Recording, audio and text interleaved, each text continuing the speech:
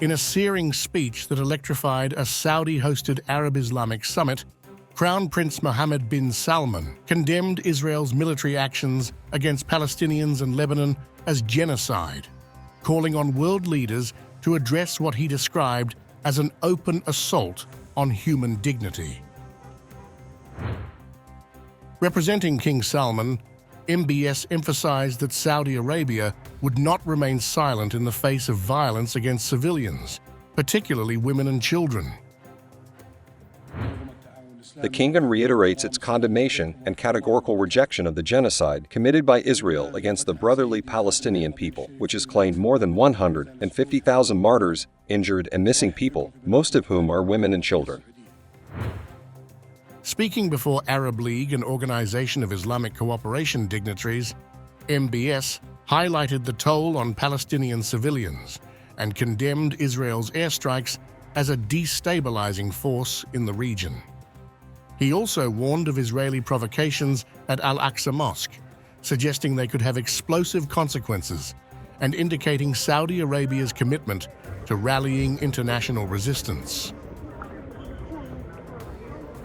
We'd affirm that Israel's continuation of its crimes against innocent people, persistence in violating the sanctity of the blessed Al-Aqsa Mosque, and undermining the pivotal role of the Palestinian National Authority on all Palestinian territories would undermine efforts aimed at achieving the legitimate rights of the Palestinian people.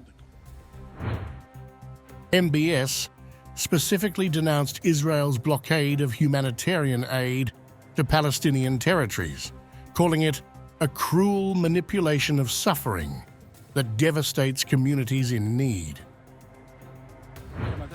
The kingdom also deplores the prevention of the United Nations Relief and Works Agency for Palestine refugees in the Near East, UNRWA, from carrying out relief work in the Palestinian territories and hindering the work of humanitarian organizations from providing relief assistance to the brotherly Palestinian people.